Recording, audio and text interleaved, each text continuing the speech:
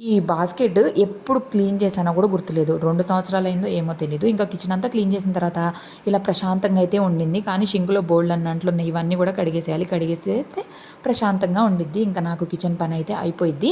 ఇక నేను పెండింగ్ పని ఏంటి అంటే నాకు గ్యాస్ దగ్గర అనుకున్న టైల్స్ మాత్రం నేను క్లీన్ చేయలేకపోయాను. అప్పటికే చాలా టైం అయిపోయింది. నాకు మళ్ళీ వాయిస్ ఓవర్స్ ఇవ్వాలి. వీడియో ఎడిటింగ్స్ ఉన్నాయి. ఇక అందుకని చెప్పి ఇంతవరకు క్లీన్ చేసి అయితే పక్కన పెట్టేశాను.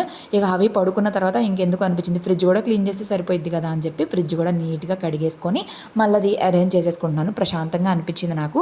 మొత్తానికి నా కిచెన్ అంతా కూడా ఇట్లయితే నీట్‌గా చేసుకున్నాను. దాని తర్వాత మళ్ళీ మనకు ఉండదు కదా! వాయిస్ ఓవర్ ఇచ్చేసిన తర్వాత అవి నిద్ర లేచాడు. నిద్ర లేచిన తర్వాత నేను ఇల్లంతా కూడా బూజులైతే ఉన్నాయి. ఇక బూజులు కూడా దులుపుకుందామని అయితే స్టార్ట్ చేశాను. ఇంక ఇదిగోండి కిచెన్ అయితే ఇట్లా ఉంది. ఫుల్ వీడియో చూసారా లేదనేది కింద కామెంట్ సెక్షన్‌లో కామెంట్ చేయండి. అండ్ బూజులు మాత్రం విపరీతంగా ఉన్నాయి. ఫ్యాన్ బూజు అయితే అమ్మో! ఎంతొచ్చిందో అసలు. మొత్తానికి ఇల్లంతా కూడా బూజులు కూడా దులిపేశాను. శ్రావణ మాసం అయిపోయేసరికి ఇల్లంతా బూజులు దులుపుకున్నాననమాట. నచ్చితే లైక్ చేయండి.